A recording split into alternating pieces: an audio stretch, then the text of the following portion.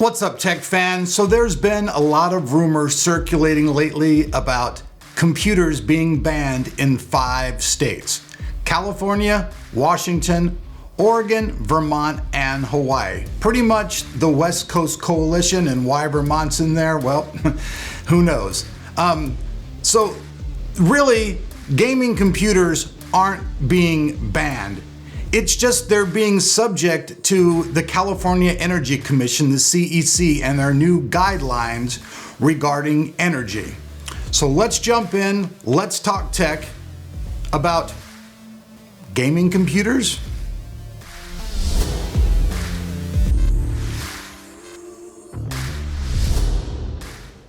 Did you just build yourself a brand new PC? Or did you just upgrade your old PC, but find you're in need of a Windows 10 key? If that's the case, your CD Key has you covered. And buying, it's never been easier. All you do is go to the Your CD Key website, find the Windows software that you want to buy, put it into your cart, enter the code TOT20, apply the code, save yourself some extra money, and as soon as you complete your purchase, the Windows 10 key will be in your inbox. There's no problems, it's really easy, and all keys are guaranteed to work, so you don't have to worry about losing your money, and you'll have a valid Windows 10 key to get your unit up and running.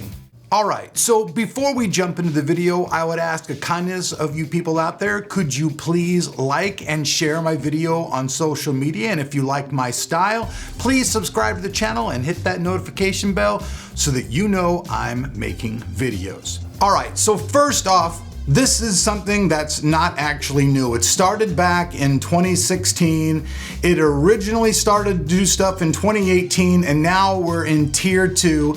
And Tier 2 actually has some effects on how you can buy a gaming PC. Now, it's not saying that you can't buy them, it's just limiting the way that things are done. So the big deal here is pretty much when your computer goes into standby mode, which you guys know if you have a Windows computer, it like goes 15 minutes in standby and then shuts off after 30 minutes. It's pretty much saying how much energy is being used during these kilowatt hours.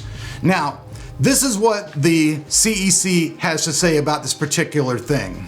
Title 20 standards are cost-effective, technically feasible, and limit the amount of electricity computers and monitors are allowed to consume when not in active mode. So what exactly does that mean? Well, exactly like I said a minute ago. When your computer goes into standby mode or when it goes into sleep mode, they're pretty much saying how much energy is being consumed. Now, the really crazy thing about all this is that nowhere at all is it saying that you cannot buy a gaming computer.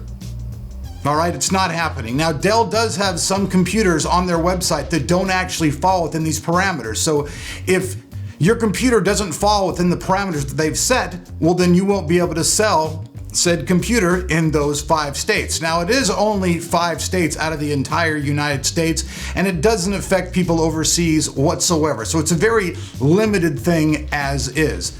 Now, what's really crazy about this particular stuff, though, is it's actually measured by how many components and things are inside of your computer. So first of all, to qualify under the CEC's new guidelines, you have to have an 80+ gold certified power supply. It's got to be 600 watts. That's like where, some things start off.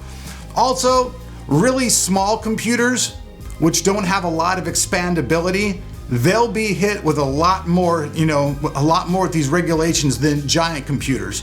So basically, the more expandability that you have inside of your computer, the more likely you're going to be able to buy that computer. What that means is like, you know how on your motherboard you have lots of slots in there. So you can put in a NIC card, you can put in a discrete graphics card, you can put all these different things inside your computer. And if you have all these different things in your computer, well, then the measurement goes up. Now, Intel has a chart that basically outlines all of these different things. I'll have a link for that down below, so you guys can check it out. But in no way are gaming PCs actually being banned. that is just a rumor and a myth that's been floating around. And honestly, Jay's 2 cents is the one who honestly inspired me for this video. I'll have a link down to his original video down below as well, because I think he did a really good job on how he explained things. The CEC also has this to say. The standard set targets for energy consumed in the 4 non-active modes are based on computer's ES or expandability score, which, like I said a minute ago, is exactly what it is. The more your computer has expandability in it, the higher your score will be and the easier it will be for you to buy computers. Now, there's also something coming up about monitors, where it's saying that any monitor that's 300 hertz or above will also probably fall into their non-compliance. Okay? Now, companies also do get a pre-warning about this when it happens. It's not like it just happens overnight. They give companies and people this affects time to, I guess, basically, come out and say, hey, this is going to affect me in a bad way. And they have the choice to either comply or they don't have to sell computers, like I said before, at all in those states. Now, for people who have home servers and stuff like that, these power requirements and stuff don't actually fall into play whatsoever. So, I mean, a lot of people have been using, like Jay said, clickbait videos to get all kinds of views and stuff, saying that gaming PCs are being banned, but they're not being banned. It's just the CEC is changing the way that they're sold, because California obviously has a lot of people and they don't want a bunch of energy wasted. Now, Oregon, Washington, they always are part of the West Coast Coalition. Hawaii falls under that. Vermont, I mean, not really sure exactly why they jumped in on this. Maybe maybe they just wanted to be in on the fun, I guess, and say, hey, we can do this too. But, right now, everything in the entire PC industry is crazy anyways. Parts are hard to get. Video cards are even harder to get. So having more, limitations on how you can buy a PC in those 5 states, in my book, is actually really kind of ridiculous. I mean, the way things are, it honestly seems like people are gearing up, though, to make it harder and harder and harder to get into being a PC gamer. It's just the truth. I mean, like I said, a lot of these states aren't affected whatsoever by this. But if you're somebody who lives in those 5 states and you want to buy a computer, like say from Dell, you're going to be very limited to what you can buy.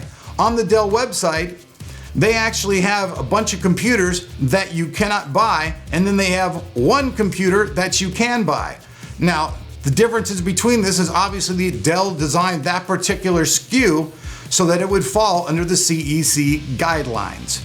Okay? Now, having a discrete graphics card, which means not onboard graphics, is also something that helps you qualify for a bigger PC. So basically, if you're going to buy a PC from somebody out there, you want to make sure that you buy a PC that has a lot of different expansion in it. Now, another thing is that this does not affect people at all who are do-it-yourself builders. So anybody who wants to order parts and build their own computer, right now, there is no type of guidelines on that whatsoever. It's only from buying from major companies like Origin, Dell, any of the big people out there, that Falcon Northwest, any of these companies out there that manufacture gaming PCs. If they want to sell in these 5 states, they're going to have to fall under those particular guidelines. Now, I don't really think it's very hard to get around those guidelines. But like I said earlier, like if you're somebody who's buying a little SFF system, you're not going to probably qualify very much because it's got a smaller power supply, it doesn't have very much expandability. So therefore, that type of computer you probably won't be able to buy, and get delivered to those 5 states. But it is only 5 states, and it seems like California is the one who's like leading the charge on this, Maybe because there are so many people in California, there's always rolling blackouts in California because of that, especially during the summertime when it's really hot and everybody's got their air conditioners running. So, I mean, I can see a little bit why they're doing this, but honestly, it just seems to me like they're just, poking the PC crowd and just being a kind of a pain in the ass to do this. There's really no reason, I feel, for these regulations to be in place. Especially just to say, oh, okay, it's for, high-end computers and gaming computers, because like I said, small servers and things that have smaller power supplies in them, they don't even fall under these guidelines and are exempt from that. So is it just, gamers being picked on? I don't really know. There isn't really any totally clear information out there that says why they're doing this, just that they are doing this. And it will have an effect on some people. But I mean, if you're like me, you probably never really buy a system from anybody anyways, unless you're just trying to get a graphics card, because we know that right now one of the quick ways to get a graphics card is to just buy a pre-built PC. But the thing is, if you buy a pre-built PC now, you're gonna have to buy a PC with a bunch of expansion cards. So you're gonna have to get a discrete graphics card, you're gonna have to have a NIC card, there's all kinds of things in there. Also, other things that affect this are memory. You're supposed to have like 8 gigabytes of memory. That's like the minimum standard. It also has an effect on how many hard drives you have in your system and things like that. So it's pretty much like the bigger and badder your computer, you're gonna be okay. But if you're trying to just build a basic system, with a lower end video card in it, and by the way, it seems like one of the video cards is like that is only qualifying is like an RTX 2080 type card. So you have to have a pretty high-end video card in your system already just to qualify under these new CEC guidelines, which once again is just really strange. Why is it that if you can buy a really super big badass gaming computer, that'll fall under compliance, but if you're buying a lower-end computer, it doesn't? A lot of this just does not make any sense to me whatsoever. It really doesn't. I mean, what do you guys think? I know that for many people out there, just like, yeah, whatever, I don't even live in those states, so who gives a frack, right? I mean, I agree. I now live in Kentucky, so it's not going to affect me in any way. But like I said, I also really don't buy pre-built computers. I have my friend Anthony Reynolds, who still lives in California. He builds my computers and then ships them out to me. So, there's ways to get around this stuff. So here it is basically in black and white.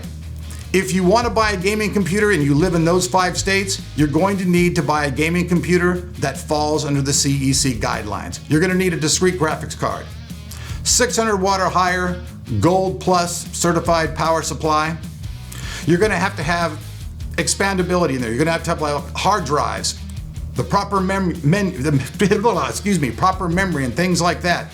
And like I said, Intel has a guideline sheet about this, and I will include a link down below. So I'm not going to get totally into that, because that would probably just be like, sitting here talking, basically just doing a voiceover over what all those things are, and it would probably just bore you, because anybody can go and look at it and go, oh, okay, that's what it is. So the answer at the end of the day is no. Gaming computers are not being banned. There are 5 states that are limiting the way that you can buy these computers, and there are ways around them. So if you're a person out there, you want to buy a gaming computer and you live within those 5 states, you've got 2 choices. You can either find a system that falls within those guidelines, which I will admit will probably cost you more money because of the requirements, or you can just build it yourself or have a buddy build your computer. So that's pretty much it, folks. I'm not going to make a really long video about this, because like I said, I wasn't trying to do a clickbaity title or anything. I just wanted people to know that, that there's a lot of hype going on around this, and a lot of it's just plain and simply not true. Gaming PCs are not being banned, because that's what a lot of people are saying. They're just focusing on this, gaming PCs are being banned, and that's not the big thing about it at all. It's kilowatt hours that are being used in the 4 different types of modes when your computer isn't up and you're actually, running and doing stuff on it. And we all know that, Windows comes with this stuff built into it. So do Mac computers, although not very many Mac computers are even playing games. And that's another thing that I don't really know about. I mean, will computers like an iMac or a Mac Mini, will you be able to actually buy these computers in these 5 states? Because they don't talk about that whatsoever, and that's a whole different video and a whole different subject matter. But at this point right now, it's kind of unknown. Now, this video is pretty much about the computers, but like I said, they're also going to be targeting 300 hertz and above monitors, which means like if you're a person and you want to buy one of these new, extremely high-end 360 hertz monitors, but these G-Sync monitors that NVIDIA has, you may not be able to buy them. Now, Jay also has a video on this. I haven't had a chance to watch it. I'll probably go and watch it and then maybe make another video myself. Jay's done a really good job with breaking this stuff down and doing the research, so I have to give a hats off to him on this particular thing. And like I said, this video was inspired by his video, and I'll have a link down to his below. So if you want to watch a longer video about this and check it out, you can do that as well. But for now, that's what it is. Yes, you can still buy gaming computers. Is it limited? Yes. Can you get around it? Yes.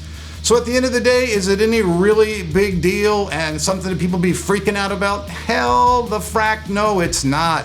Plus, like I said, so many of us build our own computers and that doesn't even have any effect on anything. You can still buy all the parts you want.